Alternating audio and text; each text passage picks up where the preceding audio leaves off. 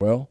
You're in the YouTube stream. There is Zach, joined today by Matt Lindsey, the general manager of Ole Miss football, and also Alex Collins, the associate director of football recruiting for Ole Miss. They join us for about 45 minutes. We'll play that for you guys here in just a little bit, and probably that will be the lion's share of today's show is an understatement. That will be pretty much 90-something% of the show. But before we get to any of that, I do want to tell you that we're brought to you by the College Corner. It's your one-stop Rebel Shop. 2 locations in the Jackson area. One's in Ridgeland, the College Corner, right there next to Fleet Feet, and in Flowood, it's next to Half Shell. If you don't live in Jackson, it's not a problem. You can visit the College Corner at collegecornerstore.com. Plus, you can find them on Facebook and Instagram. So whether you're tailgating in Oxford or home gating with friends and family, the College Corner has you covered for game day, the largest selection of Rebel gear in central Mississippi.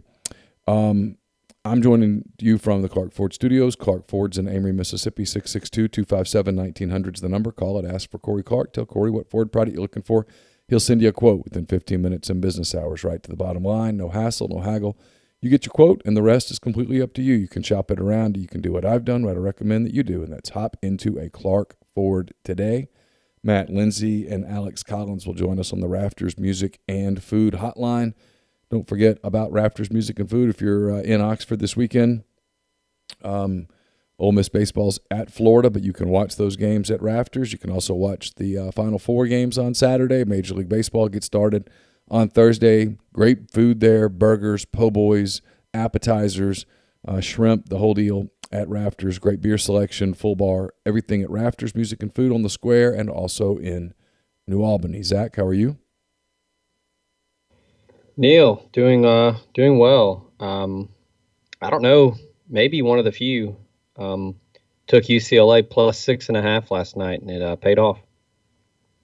I watched a good bit of Gonzaga and whoever it was they were destroying, and USC. Golly. And then I kind of, to be honest, I sort of forgot there was another game, and I never turned it on. I never watched a single dribble of Michigan and UCLA, and was somewhat shocked to wake up this morning and see that UCLA won. It just didn't cross my mind, but one of those things. How many Final Four teams did you get? 1. Gonzaga? Yep. Who else did you have? Alabama, Yeah. Ohio State, and Oklahoma State. Okay.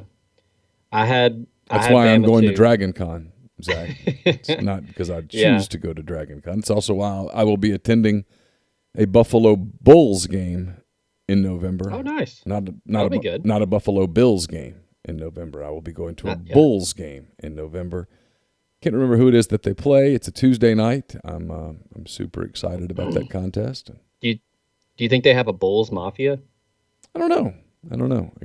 You should just dress up like you're there and just ask where the Mafia is when you go. Okay. I mean, while we're just adding to the list of things that humiliate me, that's why not? We haven't really discussed what I have to. We haven't really discussed what I have to wear to the Buffalo Bulls game. Okay, the parameters haven't been established, Not so we really. have time. Yeah, there's time. You got 3 of the 4? Yeah, Gonzaga, Houston, and Baylor. Oh wow. I've been on Houston all year. They're solid, and Kelvin Sampson's a hell of a coach. And Baylor and Gonzaga, I feel, are just on a crash course right now. All right, we're going to get to this interview in just a little bit. We're going to pay some bills before we do that. I will ask you about this real quick because Chase and I have talked about it a good bit. We had Sam Spiegelman on yesterday. Sam had some really strong, I thought, content on Monday about Arch Manning. 4 5-star players so far for the 2023 class. Arch Manning in the first ranking comes out at number 3. He's one of the 4 5-star players. He talked to Spiegs a good bit about recruiting. Really, some of the first real comments I've seen from Arch Manning about recruiting. We had Sam on the show yesterday for, 20 minutes or so. Sam was great with his time. And he talked a little bit about the very early stages of Arch Manning's recruiting based on talking to Arch and obviously talking to high school coaches and people there that actually know Arch. So I guess what were your thoughts on the story? And if you listened to the interview, what were your thoughts about that? Yeah, I mean, first first off, that's probably the. I mean, he's done interviews here and there. I think the LSU side has done a quick interview with him, but I mean that was extensive. Really good answers from Arch on each team, and it was a lot of football speak and kind of recruiting speak, but he gave some thoughtful, insightful answers. I mean, I don't know. I mean, maybe Arch told Sam off the record who he likes. I don't think he did. It's a long way away. The rumor's been out there that he might graduate a year early. I don't know the validity of that, but look, I think Ole Miss is going to be in it. I think this year, 2021, is huge. Mm-hmm. You mentioned it on the show the other day. If you're an Ole Miss fan, you are just hooting and hollering for Matt Corral to have as good of or better of a year that he had last year. I think continuing to show growth in the offense, Lebby and Kiffin continuing to be multiple, to use the run game, to use the tight end, to use the new receivers that are going to try to fill the shoes that Elijah Moore and Kenny Yeboah have left. That's crucial. Because look, I mean, the known commodities are there. Alabama, Clemson, Texas. Those are the heavy hitters. You got to beat them out if you want to sign Arch Manning, and you know what they're going to have on offense. So it's this year, I think, is kind of the tipping point, and I think maybe by the end of this year, early into 2022, I think he'll come to a decision, and he'll want to get it over with and start trying to recruit to wherever he goes. It's more than fair. There's a question in the thread. Any new developments on where Maurice Hampton might transfer? I have some information there. There was an article in Louisiana in a newspaper that said that Maurice was not going to play football. I am told that is not accurate, that he is planning to play football. He is waiting to see whether the one-time no-penalty transfer rule kicks in. He's also waiting to see how the SEC handles interconference transfers, meaning a kid transfers from Auburn and goes to Georgia. Is there a punishment? The league has not really ruled on that yet. He wants to see that ruling, and basically he's in no hurry. He's got time. He's going to have plenty of suitors, Ole Miss included, and he's going to be patient. I think what you can read into what I'm told from people, and I am doing a little bit of inferring at this point, is that he would prefer to play in the SEC.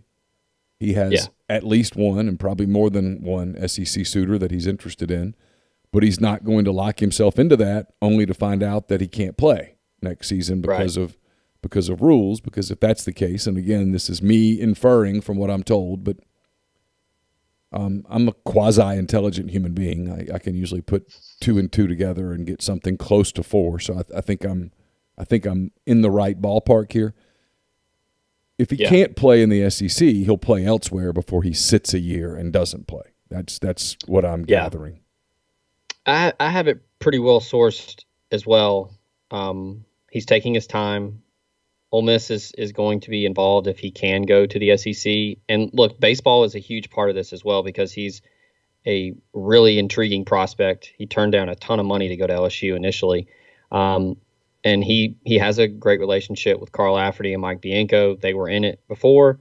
So yeah, the last time that I spoke with a source on this, that's exactly what they said. They say he's going to take his time, he's going to be thorough, and he's going to weigh his options. And yeah, I think he does want to play in the SEC because, like I said, baseball is a huge part, and that's the best conference in the country for baseball. So agreed. We're hearing the same thing, and I doubt if we're talking to the same people. So that's probably a good sign. Really, seriously, it's a good thing. If we were both talking to the exact same person or people, then it'd be sort of repetitive. I don't think we are, which is one of the good things that comes from that. So nothing yet. And the short answer is any new developments? No, not really. Would developments happen quickly? Yes. The second question I know people are going to have before we get into our interview with Alex and Matt is anything new with basketball transfer portal, and not really. I can't even pronounce his name. Brooks, the center from Miami, was the player that I was referencing a week ago that I didn't have. I was asked not to mention his name until he went into the portal. He is in the portal now. I saw where Desi Sills from Arkansas is in the portal today. Listen, here's the deal with this portal. Oh, wow. It's going to be so many people in the portal. The portal is not going more people in spots. Yeah, not even close. So who knows what it's all going to look like when it's over? I don't know. There's a lot happening in college athletics today with the Supreme Court case that was heard this morning. If you are following along, we'll talk about this some on the Oxford Exxon podcast. If you were following along, and I was, the two of the more conservative justices on the court, Clarence Thomas and Kavanaugh, for whatever reason Kavanaugh's first name escapes me at this moment, they both appeared to be pretty argumentative, for lack of a better word, towards the NCAA. They had a lot of questions about the NCAA and the NCAA's stance as it pertains to a free market. And Thomas is definitely a pro free market justice, as is Kavanaugh. So if that's the case, if the NCAA can't appeal to the, for lack of a better word, sensibilities of Justices Kavanaugh and Thomas, that is probably a really bad sign for what's coming when the NCAA issues their written rulings. I believe in July is when that will happen. So nothing's going to happen. We live in a instantaneous world. This is not going to be an instantaneous ruling. There's not going to be a scoreboard that comes out at 4:50 this afternoon. It's going to be a while. But if you're the NCAA, based on the questions that were asked today by the justices in the U.S. Supreme Court, you're concerned. Yeah, Clarence's quote was pretty loud this morning. It was. It was. I actually thought Kavanaugh's. And I don't have it in front of me. I actually thought Kavanaugh's was even more compelling. It was, and there were others too. I mean, there were other justices that had things to say. These are you don't get to the U.S. Supreme Court without being an intelligent person. Yeah. Whether I got it here if you want. Which one, Kavanaugh or Thomas? Yeah, Brett Kavanaugh. Brett Kavanaugh. Thank you. I wanted to say Richard. I knew that wasn't right. I want to say John, but I knew that wasn't right. He said, quote, "Schools are conspiring to pay no salaries to the workers who are making the schools billions of dollars on the theory that consumers want the schools to pay their workers nothing." And he says that's sort of circular, I believe, is the rest of that quote. Yeah. The Clarence Thomas one, I think, was something along the lines of coaches' salaries continue to balloon while the workers get nothing. And your salaries are ballooning at the amateur level, but then you're not rewarding the amateurs. So, I mean, that's two very loud quotes from yeah. So for the people who thought this was going to be purely partisan, it's not. At all. So it was interesting. So there will be plenty of time to dissect that. I will leave it to some legal minds that are probably a little more legally sharp than Zach's and mine to delve into that a little bit over the next 24, 48 hours. But they will, and it's something we'll be talking about a lot, writing about a lot, and I think it's probably going to change the face of intercollegiate athletics. Normally, you guys know how this works. Sorry. You guys know how this works. Usually we sort of pay our bills in increments over the course of a show. The interview with Alex Collins and Matt Lindsey is 45 minutes, so we're not going to interrupt that interview to pay bills. So we're going to pay them a little bit more in advance here and pay a few on the back end of this. So letting you know that's what the deal is before people are like, oh, man, there's like 5 or 6 minutes of ads. Well, the ads pay for the show, and normally we intersperse them, but today we're not. So hang tight. So let me tell you about the people who made the interview possible and who make this show possible. It is Daniel Barfield, Barfield Wealth Management. Founded in 2000, Daniel Barfield's been serving individuals and businesses in the Oxford and North Mississippi area for more than 20 years. He and his staff offer comprehensive financial planning, including investment management, estate and tax planning, insurance planning, business retirement plans, and more. 662-236-6454 or visit his website, barfieldwealthmanagement.com. Also brought to you by Bill E's Small Batch Bacon. My old friend William Stitt has mastered the art of bacon. Bill E. has spent 3 decades in the restaurant and hospitality business, and bacon is his passion. He uses bacon that is selected from the finest hogs hand-turned every 2 hours in small batches, rubbed with nitrate-free pink curing salt and brown sugar molasses, and serenaded by local singers and songwriters behind the stage at Old 27 Grill there in Fairhope, Alabama. He has perfected the bacon curing process. It takes 8 days to perfectly cure bacon. Not 7, not 9, 8, and that's what Billy's does. So you got to try the bacon. BillysBacon.com. That's BILLES bacon.com. Order 5 pounds or more. Enter the promo code Rebel Grove at checkout, and you get a free Billy's Bacon hat. Also brought to you by Alpha Specialties, located at 1670 Highway 80 in Pearl, Mississippi. They're your trailer-specific professional. If you want to haul it, they can call it. They've got load trail trailers. They also have Hallmark cargo trailers. They also have spare tires, wheels, starting at just $100. A full selection of trailer parts and accessories, hitches, winches, straps, and more.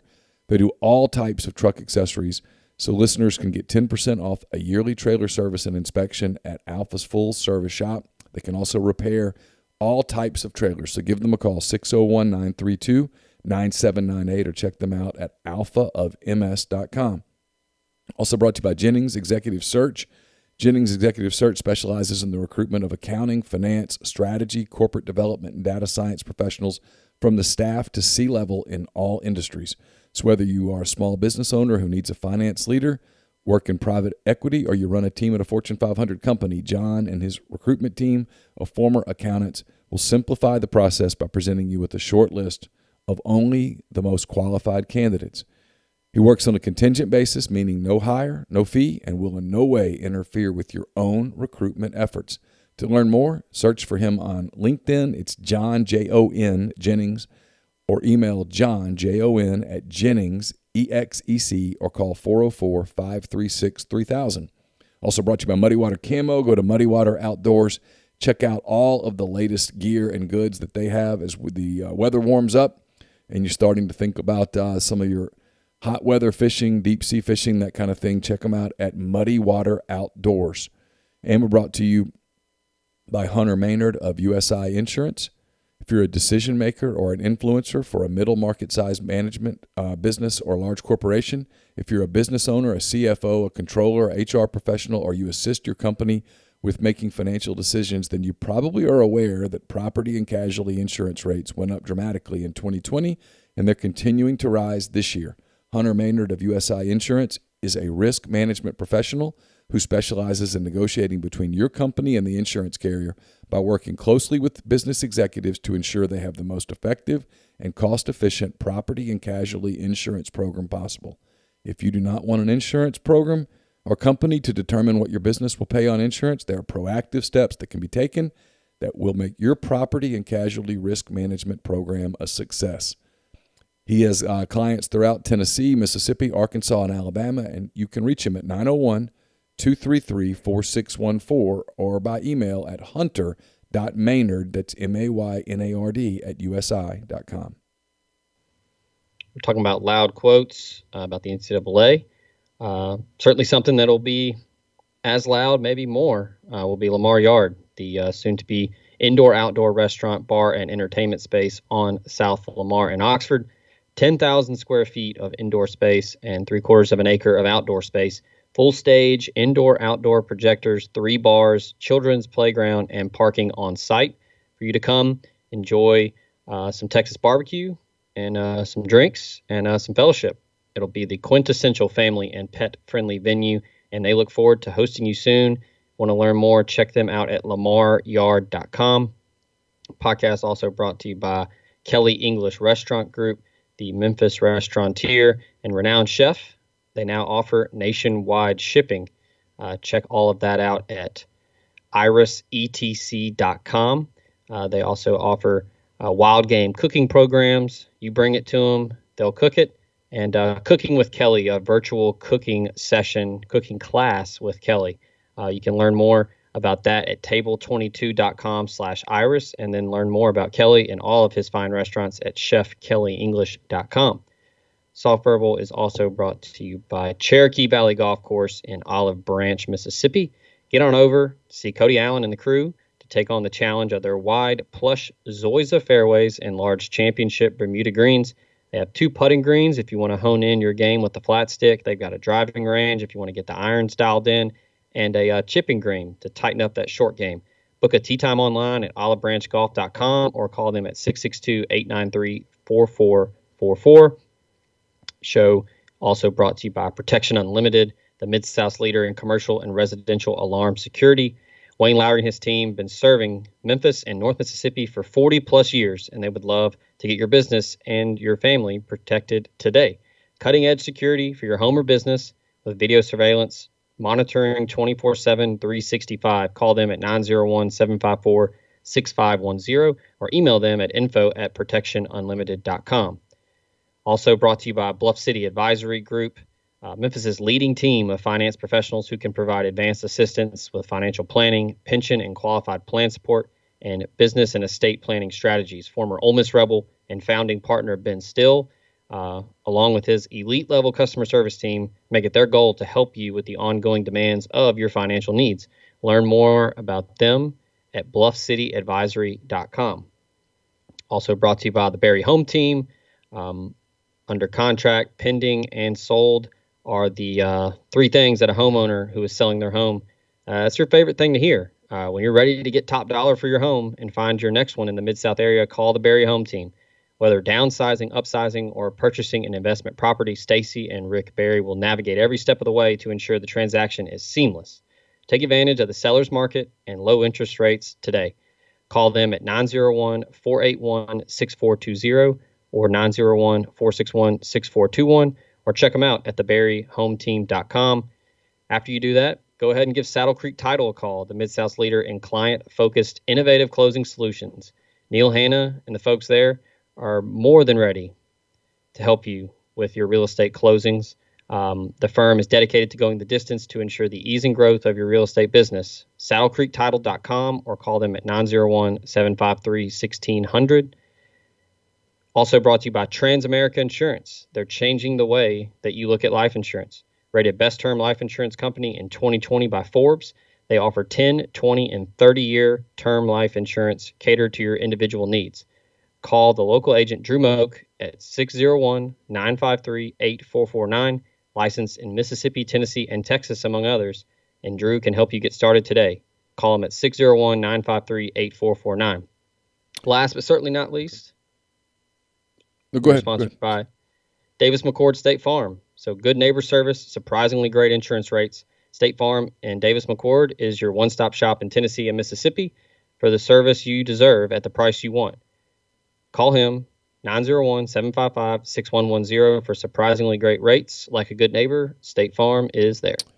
All right, so now without further ado, here's Matt Lindsey and Alex Collins from Ole Miss football. I think you guys will find a lot of this information interesting. Here we go. Matt Lindsey, the Ole Miss general manager, kind of spent some time with us. So is Alex Collins. He's the associate director of football recruiting at Ole Miss. Thanks to both of you guys for being with us. Appreciate it. Yeah, thanks for having us, guys. Thanks for having us. I know you guys probably get tired of talking about this, but we haven't had you on the podcast to talk about it. So I'm curious, you guys this time a year ago had to completely change, stream with the pandemic hitting. You guys had a recruiting plan. That plan, the in-person part of it went out the window. What was that adjustment like, going from what you had planned on the recruiting trail to what you ended up having to do now for the past, 13 months almost? Yeah, I mean, Alex got to see it a little bit differently than I did. He got here a few months before I did, but yeah, it was really strange. I mean, I got here for, I think, about 2 weeks, and then we went on spring break, and then COVID happened and everything got shut down. And I think very quickly, we kind of gathered and we started getting familiar with Zoom and using that for just meeting, just talking, seeing our staff face to face. And then from there, we started kind of doing the Zoom really early on. Before a lot of people were doing it, we were doing kind of virtual recruiting, especially in the spring when coaches normally go out on the road. We had our coaches kind of divide up their area, call the coaches in their area and do some of that stuff early on. And then, I think throughout this whole year, though, you just have to learn to adapt and adjust, as rules change, as the circumstances change. And Coach Kiffin said all along, the teams that handle this the best will be successful. And I think that's true not only on the field, but off the field too. So, it's just continually adjusting and adapting. And our staff, our coaches, they played a big part in that. And trying to bring the home visit to kids, I think, was probably the biggest thing. But it is unfortunate anytime, especially the dynamic group of recruiters we have on our coaching staff. It's really hard because these guys excel when they get around a kid, face to face with a kid or with a family. They can put their arm around them. They can look them in the eye and tell them, a kid how important they are to the program, to the success of the future of the program. And so it's hard. It's hard not being able to do that stuff in person, because I do think our staff is a staff full of really good recruiters. And so that made it extremely difficult. Yeah. And the other thing I'd add to that was, last year was the first year that they had made February a dead period as well. So, we got this new staff put together, you finish your first signing class in February, and it's like, all right, now we go dead, but March 1, we're getting ideas, we're putting things together for what we want to do. And, like Matt said, the great staff we have of, getting people in person and what to show them. And so you spent February not being able to have any recruits on campus, and we made it 1 week through March and had one junior day, and we were back dead again, and, all the way up till now. So, if you look at the, whatever it is, 16 months we've been here now, I think there's been about 2 months or less than 2 months of that we've actually been able to have any kid on campus. So it was kind of a complete 180 when that happened, and just trying to figure out, a whole new plan. And, the good thing is, with Matt and his connections in the SEC, and, my connections and our coaching staff's connections, it was just a lot of reaching out to the people around you in the industry. We were all in the same boat. So figuring out what schools in the Big Ten were doing, what schools in the Pac-12 were doing, what schools in our conference were doing, and just kind of getting ideas from people and tweaking them and making them the best for us.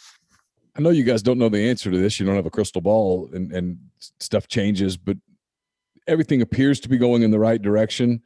Do you have a degree of confidence that come June 1, you're going to get back to something resembling what you're used to in recruiting?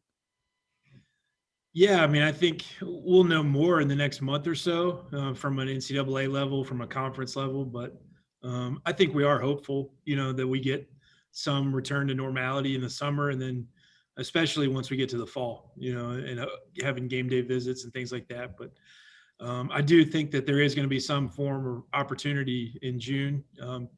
What that looks like, I don't know. It's kind of hard to speculate on. There's a lot of different ideas out there, but we are hopeful, to have kids back on campus sometime soon, so that'll be really good for everybody. Zach, go ahead. Speaking to the point where, Matt, you mentioned bringing the home visit to the prospect. Taking a look at the signee list here, 25 total, 17 by my count, just real quick, are, technically out of state, technically, not local. Without giving away too much of the secret sauce, what went into taking a home visit to the prospect when you can't physically be there and you're having to do it virtually? Yeah, well, first off, I got to give credit, where credit is due, like our coaching staff, Alex, Katie Basin, Tom Luke, like a lot of people in the building made all that happen. And so a lot of it was just trying to figure out how to recreate the same feeling and the same experience that we would give on an official visit, and just doing that virtually, so a lot of times on an official visit, the kids are going to sit down with, their position coach, obviously, their strength coach, talk about a plan for their development in the weight room. They're going to talk to an academic advisor, somebody in the field that they want to study.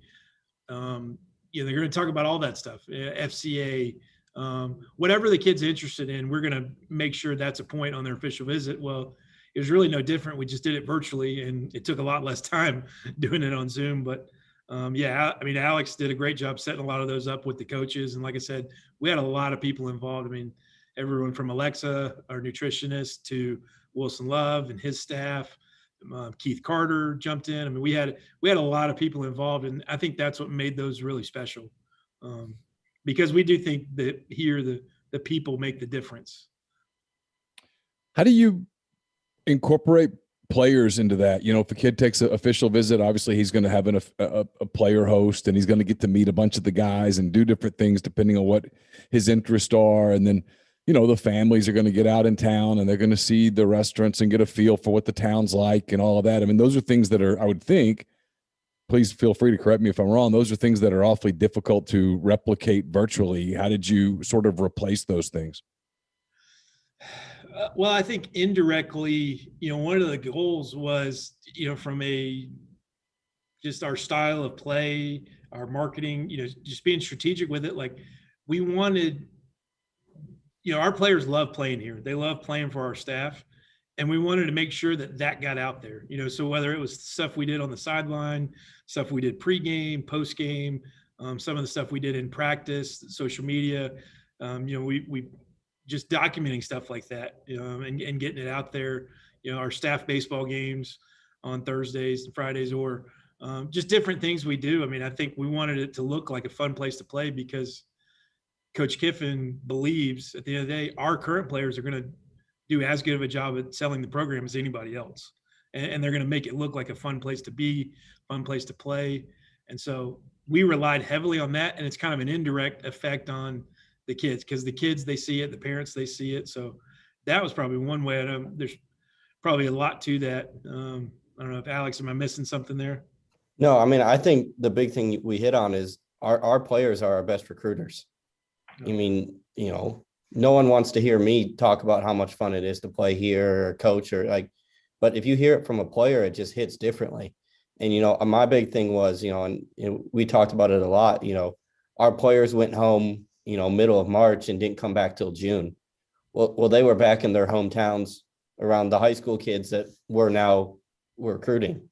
And you know that those conversations were going on of like, hey, what was Coach Kiffin like those first couple months? What's the staff like? And, you know, and if, you know, as much as we need to tell people how much fun it is to play here and what we do here, like, our players going home and telling, you know, the high school kids there and telling their friends, like, I think that carries more weight than anything. So, I mean, I think just a genuine approach to having fun, treating our kids well, you know, working hard, developing them, and they're going to go home and tell their friends.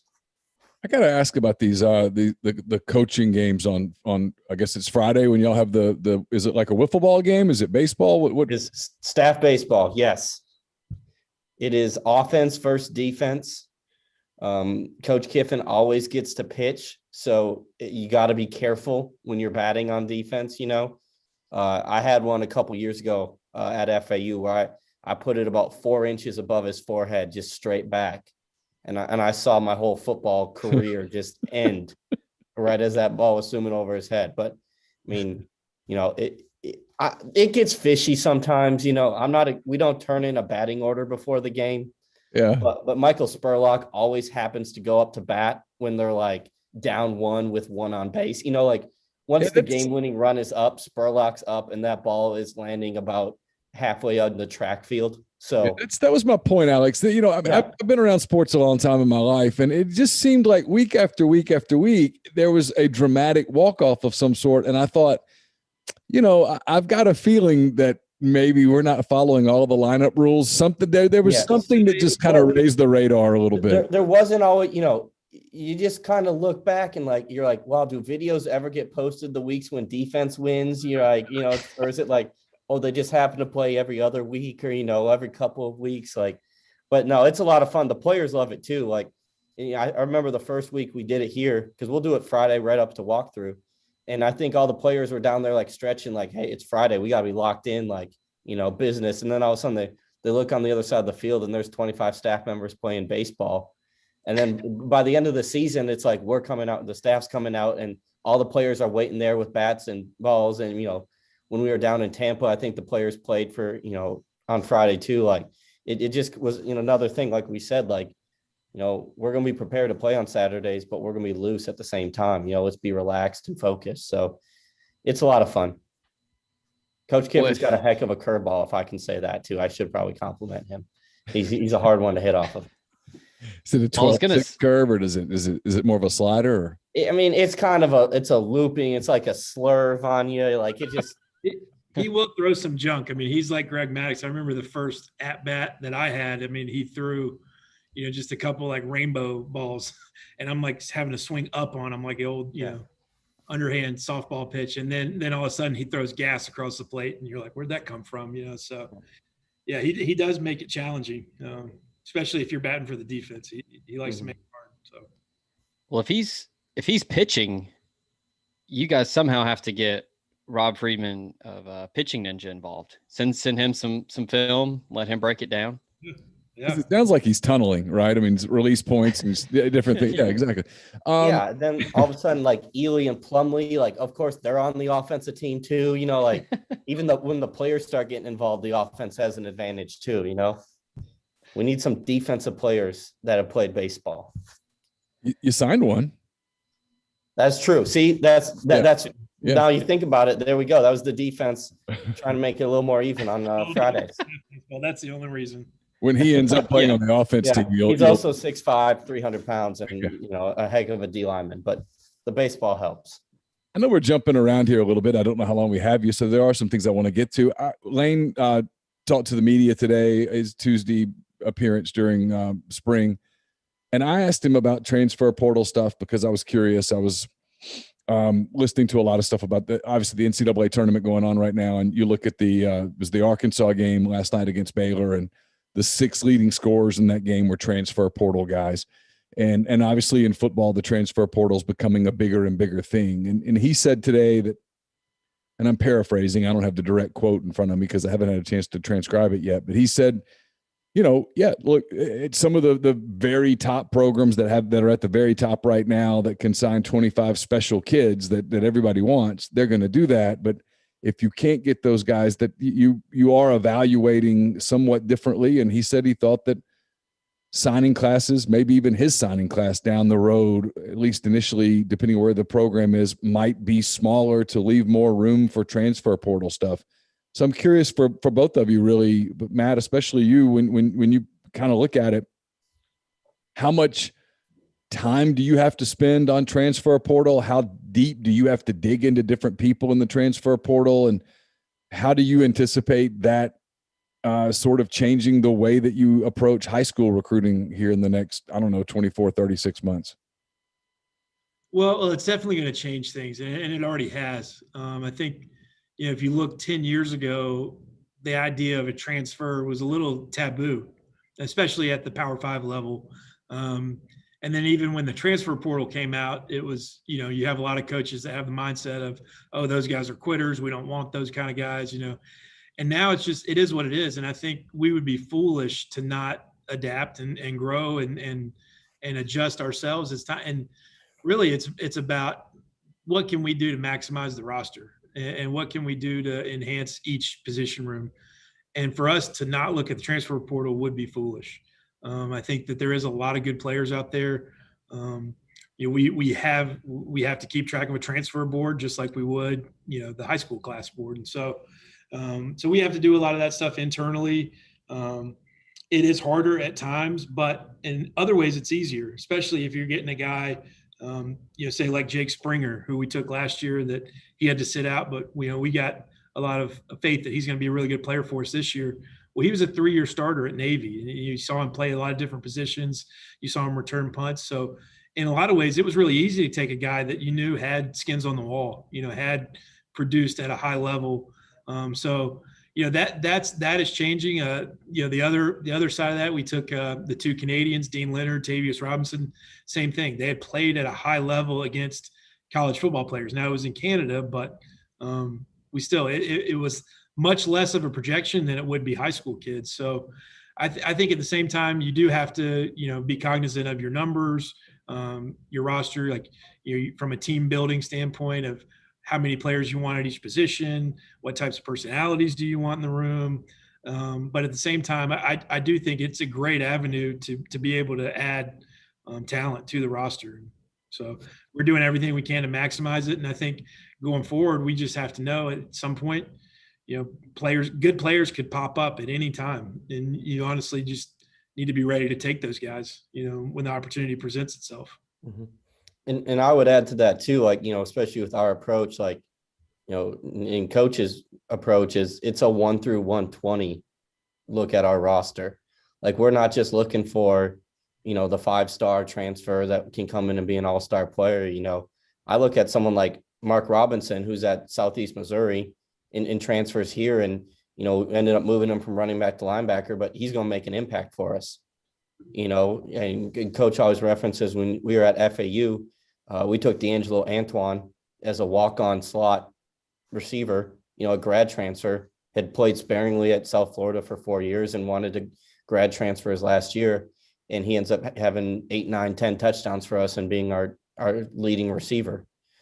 So for us, it's not just can we find scholarship players or star players, but is it walk-ons? Is it guys that, have one semester left that, want to come in and bet on themselves or, get an opportunity to play here? It's, I think the portal is a good opportunity for us to really improve our roster from top to bottom. Frankly, it's where, and I know it's appealing to high school kids too, don't get me wrong, but frankly, it's where Lane Kiffin, being the social media genius that he is, the way that the program is sort of portrayed, kids from outside, kids in other programs look into it and go, probably would be a fun place to go. I would think it would make you guys a kind of a preferred destination on the transfer portal, which means that you probably have to be selective and picky, because he said this today. I mean, there's going to be guys that aren't in the portal yet that are going to be in the portal maybe post spring, when they go through a spring and they're like, this isn't going to work for me. I need a place to go. And you do have to make a decision about whether you keep spots open or whether you go ahead and fill them in, because the number is the number. I mean, it's a finite number. Once you fill it, it's full. Yeah, exactly. I mean, for us, I mean, we want to make this a spot where we've got to turn kids away, because there's so many people that want to come play here. I mean, you listen to Kenny Yeboah talk about his kind of recruitment experience coming out of the portal. And, obviously he was a guy we wanted, and he was aware of what Harrison Bryant had done with Coach Kiffin at FAU, and had talked to him. And, he wanted an opportunity to come catch a lot of balls. And so that's what he got to do here. And, if I'm a tight end out there right now, I don't know why you wouldn't want to come play at Ole Miss, because you're going to be able to get featured. We're going to scheme you up. You're going to be productive, and Coach Kiffin's going to develop you into an NFL guy. So, it's a perfect opportunity for guys like Kenny to really, he was probably just an off the radar sleeper guy, and, probably wouldn't have much fanfare right now. Well, he played in the Senior Bowl. Was at our pro day last week, and he's going to have a chance to get drafted this year because he played in this offense, and he got to do it in the SEC against the highest level of competition. So I think that's a big time opportunity for a lot of guys. The other thing that you kind of mentioned there with high school kids and stuff too is our mindset now is, hey, let's recruit these kids as well as we can. And yeah, maybe they go sign somewhere else this year, but maybe 3 years down the road they're not happy where they're at, or they want a chance to play in a different scheme, or there was a coaching change at the school they went to. Let's leave everything on a good note. Let's put our best foot forward and wish the kid the best of luck, and just, have faith that our relationship will bring them back to us at some point down the road. I know you have a handful, actually more than a handful, a lot of your 2021 class on campus now. Some of those guys in practice. I know some are dealing with some injuries and that kind of thing, and it's super early, but what have been some of your early impressions of the guys that were the early enrollees? Go ahead, Alex. Yeah. I mean, I think, it's been an adjustment too with COVID, because for a lot of these kids, move-in day was the first time we had seen them in person, And the first time they had seen us. Yeah. That's just crazy to think of. Crazy. I know it's true, but it's just nuts to think about. I forget who it was, but I witnessed one of our recruits shake hands with his coordinator as hey, it's great to finally meet you. And that was where, for me, it was wow, yes, this is we've done the Zoom calls and everything else, but a lot of these kids, just getting them here in person was a nice sight to have them here. But I've been really impressed by these kids. I think freshman wise, you look for the mentality, and the truth is a lot of these kids have it. They come here to compete. They're aggressive. Sure, some of them will get bigger, faster, stronger as they spend more time with Coach Love. But, the kids that, the freshmen that play right away are the kids that come in with the right mindset.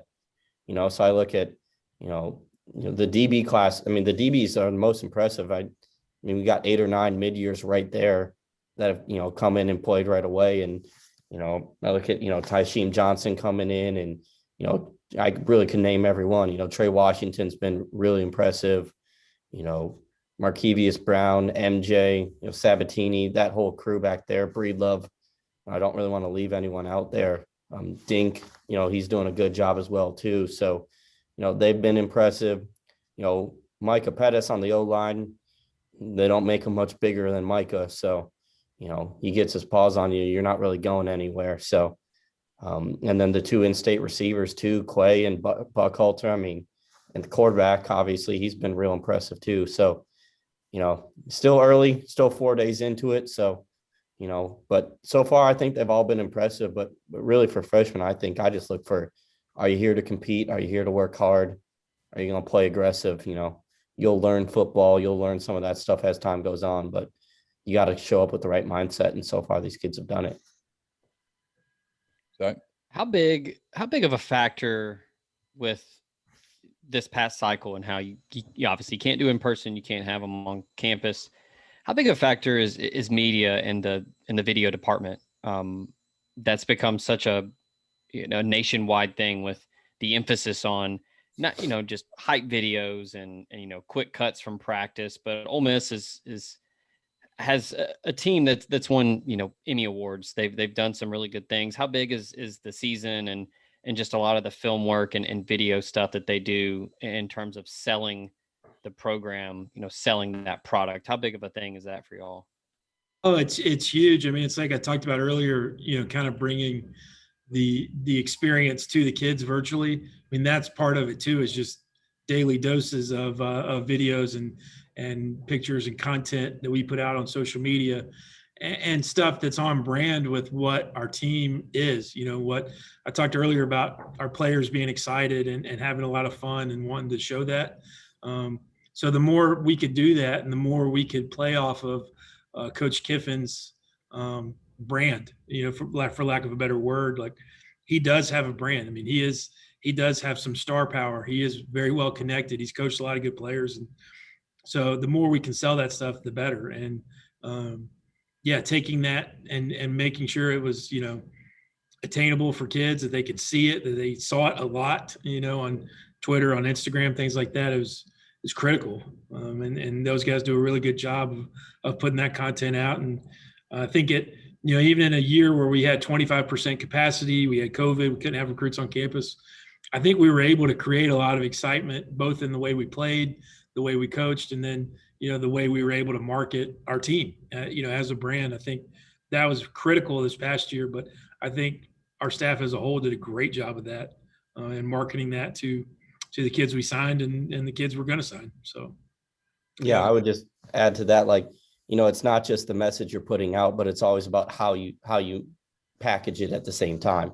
So when we were kind of, early COVID and trying to figure out how to do virtual visits and how to do Zoom calls and how to show all these kids, how do you learn about our coaching staff? How do you learn about our school, our town?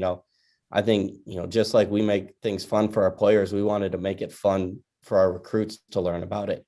We didn't want it to be like a dry, like factual, very stale presentation on anything. Like, how can we make everything engaging and fun? And at the end of the day, like we've kind of hit on, like, we wanted to showcase the people here. We wanted to, every school can make a video that makes their weight room look incredible and their locker room look incredible and their indoor and this and that. But like, we wanted to focus on the people, so if we were talking about the weight room, like, we were going to get Wilson Love on camera, because I can guarantee you there's no more than one Wilson Love in the world. And he's right here in Oxford. And so whether it's Alexa in nutrition, whether it's, Katie and Bob Baker and his staff and academics, whatever it was, whether it's Tom Luke and player development, like we wanted our presentations to be people-based and you get to know us. And, like we talked about moving day, like, sure, a lot of us had never met in person, but these kids and these families showed up knowing 10, 15, 20 different people on staff through the Zoom calls, the virtual visits, all the different things we had done. So I think that was our goal, is to still build those relationships, but build it in a fun way and let kids kind of, embrace who we are and what we have here. Yeah, and I think in this day and age too, it's because all these videos we talked about, these hype videos and stuff that a lot of schools put out. I think there are some places that lose a certain level of authenticity, and I think it's important for us to just be who we are and be genuine and down to earth. And I mean, there's a lot of different personalities in this building, from Coach Kiffin all the way down. But I think throughout all of that, like, we remain true to who we are, and we weren't selling kids on something and then they get here and it's totally different. Like, no, like, this is who we are. Like, this is how Coach Love acts every day. You know, I can hear him walking down the hall every day. Like, this is how he is. This isn't just a recruiting pitch. This is the Coach Love that you're going to get when you show up to 6 a.m. workouts every day, you know? And so a lot of that was, I think, just going back to being genuine and authentic as much as we could. And so I think everybody played a part in that, but I think we did a really good job of selling that this past season. Yeah. It just gets back to the whole thing of, like we talked about, of our players are our best recruiters. And if we're making videos that make us seem like something we're not, you know that recruits are asking our players on the team, like, hey, I saw that video, and they're like, oh no, that's nothing what it's like. So when we keep it genuine, we keep it real, like, they can call our players and be like, do you guys really have fun? And our players can be like, yeah, we have a lot of fun. It's great here. Right. And what good would it do for all these mid-years to show up and it be totally different than what, you know, we were recruited? And that doesn't help anybody. And it's sad, but that happens a lot of places. And so, you know, like I said before, just being authentic and genuine is paramount, you know, throughout that whole recruiting process. Yeah, I mean, you can trick the kids, but you can't trick them for long. And then once you've tricked them once, it's going to backfire on you pretty quickly. Yeah. I mean, the portal is as much as we are in the business of recruiting, you know, coaching wise, you also have to be in the business of retention. And it's not just about getting good players, but getting good players but getting them in a way that they come here and want to stay here. You know, and that's something Coach talked about, like, when he first got to this team, like, there was not a culture problem within this team. Like, he showed up to a bunch of great kids that wanted to work hard, they wanted to learn, they wanted to be pushed. You know, he didn't have to show up year one and kick 20 kids off the team. We didn't have to worry about a third of our team going in the transfer portal and leaving. I mean, you know, we started the year 1-4. Like, for us to start 1-4, like, a lot of other schools would have started 1-4 and saw players jumping ship or fights breaking out. But our guys locked in and worked hard, and that's why we finished the year that we did, and that's why we're excited about what's coming forward. So, you know, we did get lucky kind of showing up to a really good team full of great kids. You mentioned 1-4. One of the four that early on was the loss against Alabama. And it's obviously it's probably the elite program in the country. It's one of the two that have dominated the past, I don't know, forever, it seems like. After that game, Lane Kiffin talked about, hey, we didn't come here to play close. We didn't come here for moral victories. You guys are obviously recruiting against Alabama, against Texas A&M. Jimbo's got it going there. You know, you're in the same division with LSU, who's not far removed from a dominant, historic season. I'm not telling you guys anything you don't know. Auburn, et cetera, et cetera. When you're evaluating, is that always in the back of your mind? Is, hey, can this kid, if we get this kid, can he help us beat Alabama? Can he help us beat LSU, et cetera? Is that something you always have to think about when you're playing in the SEC West? Yeah, 1,000%. I mean, it's all we evaluate guys based on their ability level within our conference and what it would take to win the SEC. So, yeah, that is always in our mind. You know, when we're looking at guys, evaluating guys, do they have the height, weight, the speed, the length, the traits that it takes to be successful in this conference? You know, or do they have these Power 5 traits?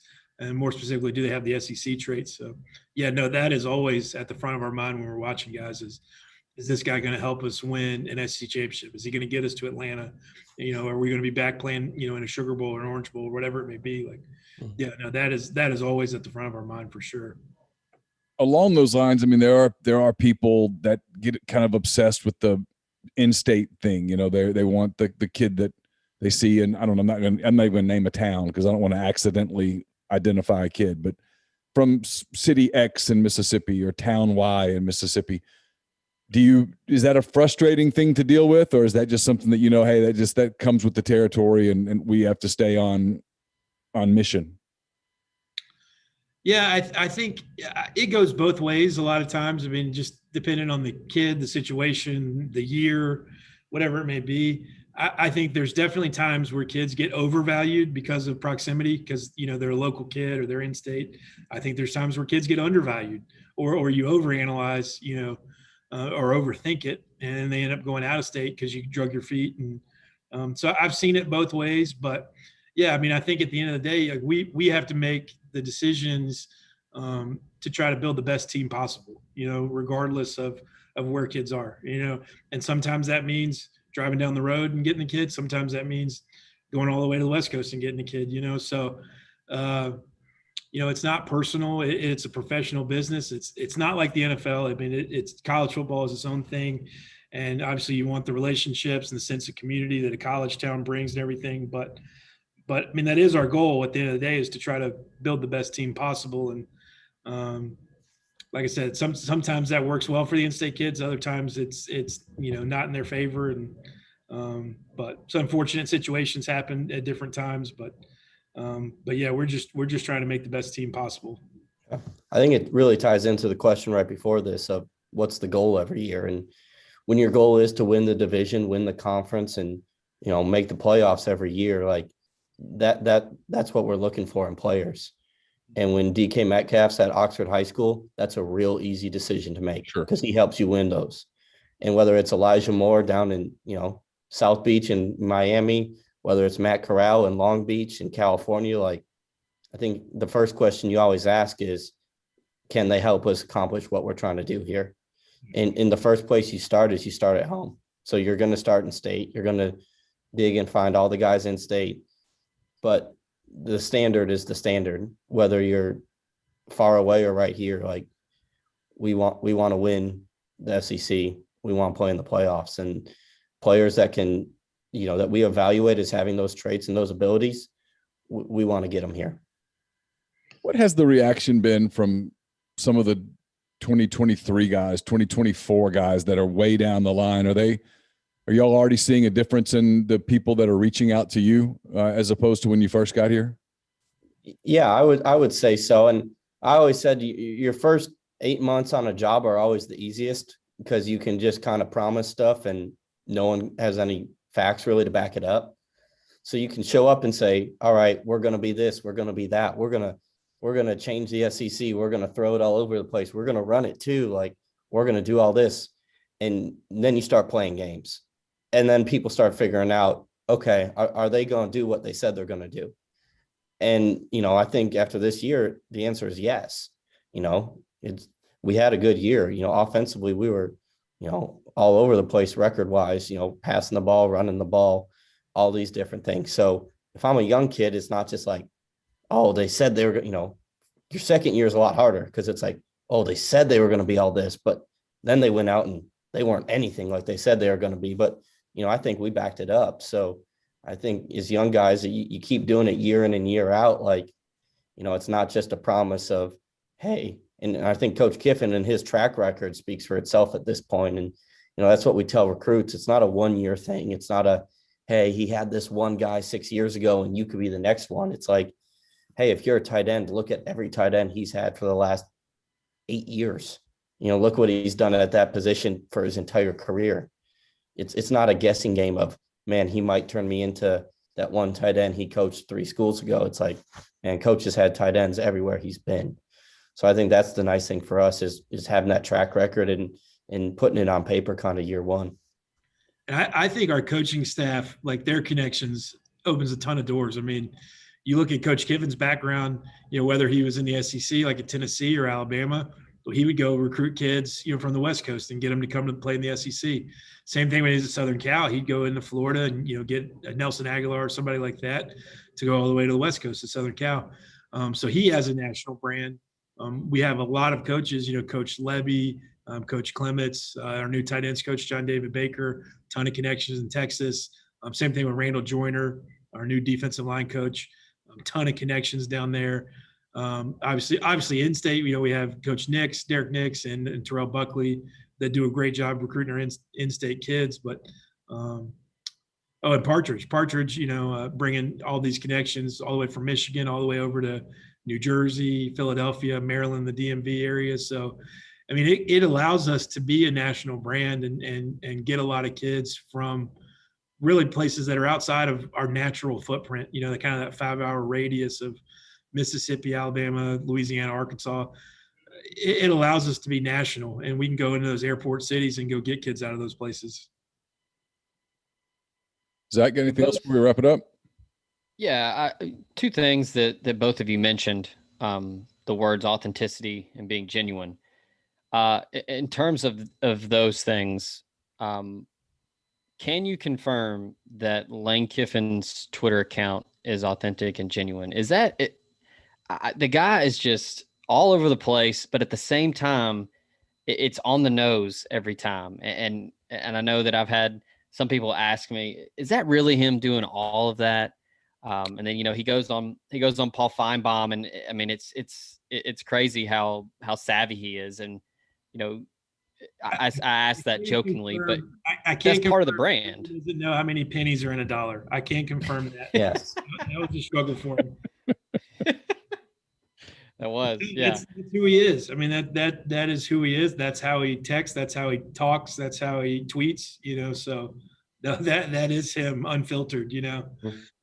So it's great. I think we've got like 3/4 of the staff has his Twitter alerts hooked up to his phone.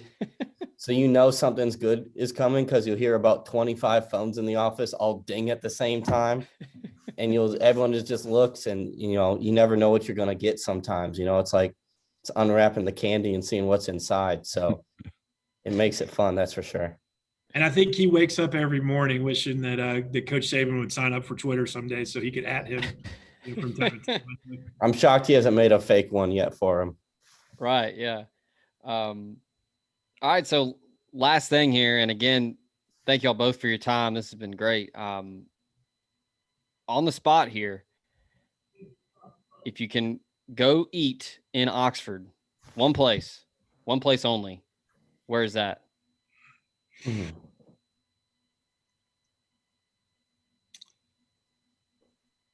Well, the recruiting answer would be there's too many good places to just choose one. but that is true. That is true. There are too many good places to just. That's why official visits, we have multiple dinners. You know, so you can get a taste of the town. Man, that's hard. Alex, do you have one on top of your head? You know, it's hard because in the same way, my next question to that was going to be, well, what am I hungry for? Because if I'm going for a burger, I'm either going to Phillips Grocery right there or the Ajax. Ajax has a great burger. So this was great. So obviously when COVID first hit in March, I forget who made it, but someone made a March Madness bracket of 64 restaurants in Oxford. Oh, I remember that. Yeah. Yeah. And so years ago. Yeah, I took that as a challenge because I had just moved here. So I stayed in Oxford the whole time during quarantine, and I think I hit like 50 something of them. So, I mean, obviously you can't go wrong with Grill House. You're going for a nice steak. You know, parents come to town. The Sip is a great spot.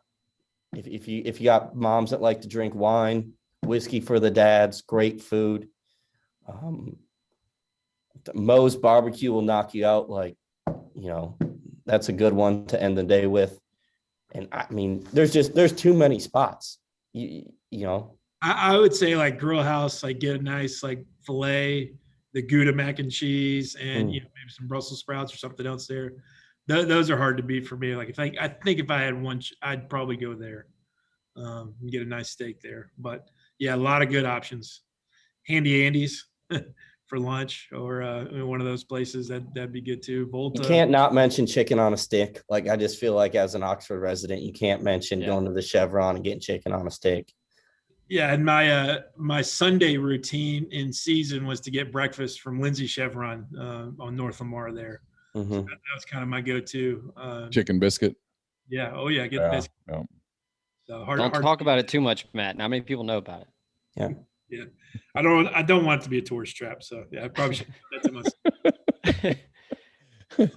All right. Well, listen, really appreciate the time. Speaking of brackets, either one of you, did your bracket survive at all, or is your bracket as bad as I am? I have to go spend I have to go spend that weekend in September at Dragon Con in Atlanta as my punishment for destroying my bracket as badly as I did. Matt, you can appreciate this being an Alabama grad. My last hope was Alabama, and when they lost to UCLA, there was no longer a path to victory for me. It was time to concede. Yeah, there's not going to be a whole lot of people from our office tweeting about their brackets this year. It's just no. See, I grew up in Big Ten country, so I had too much pride. So Illinois and Ohio State really started me off on a good note. So I've been able to enjoy the last couple weekends because my bracket was done after weekend 1. So it's been fun. Yeah. Alex, I was going to say you're not alone. My wife had Purdue and Iowa in the final, so she's done. Yeah. I had Ohio State in the final, so I was history early. Well, listen, I know you guys are busy. Thanks so much for the time. We'd love to do it again as we get closer to the season, and I know that our listeners and subscribers will really appreciate the insight from you guys. So thanks again. Yeah, appreciate it, guys. Thank you, guys. All right, that was, again, our thanks to Matt Lindsey, to Alex Collins for their time on today's show. It's a show that's also brought to you by LB's Meat Market, 2008 University Avenue in Oxford. It's grilling season. It's a little cool today, but you guys know what's coming. The great spring weather followed by summer, lots of grilling time. And you can't grill in Oxford without stopping at LB's first, whether it's for steak or the salmon, different fish, chicken, pork, sausages, whatever the case may be, whatever fits your fancy, they've got it at LB's, 662-259-2999. Greg and the team there at LB's will take great care of you. We're also brought to you by Joey Erickson, Heron Gear Chevrolet in Jackson. Let him help you find the vehicle you're looking for at a price you can afford. Choose from a full selection of new Chevrolet vehicles or get a great deal on numerous brands of reliable pre-owned vehicles. Give Joey a call or text on his cell at 662-571-2367. Tell him what you're looking for or stop by 1685 High Street in Jackson to test drive that new or used vehicle you've been wanting and let him earn your business. Make sure you tell him that you heard about him and his dealership on the Oxford Exxon podcast or the Soft Verbal podcast, and you'll get a $50 gas card in your hand right then when you make your purchase. So, again, thanks to those guys. Zach, anything else before we close? I was going to say for those that are curious if the little ones like LB's, we had the Wagyu burgers last night. He crushed every bit of it. Tremendous. That was actually the first time I've ever had Wagyu. Have you had the Wagyu sirloin yet? No, I last night confirmed that I need to have more Wagyu in my life. Yeah. So I got to get that. The Wagyu sirloin might be the best bite of beef I've ever put in my mouth. No joke. Is it the one where, you could cut it with a spoon? Yeah. You literally probably could cut it with the spoon. Yeah, that's the whole steak knife the steak knife at that point is just for show.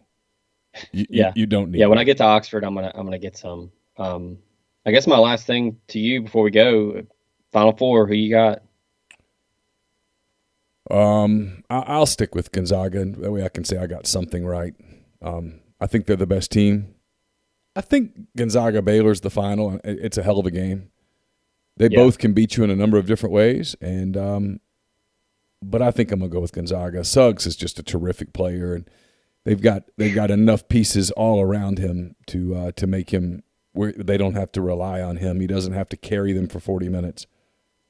Yeah, they've got good bigs, they've got good wings, they defend well, they've got a good scheme. And the Baylor has a lot of those things too. I just think in the end, Suggs is the best player on the floor when those two teams get together, and I think that'll do it.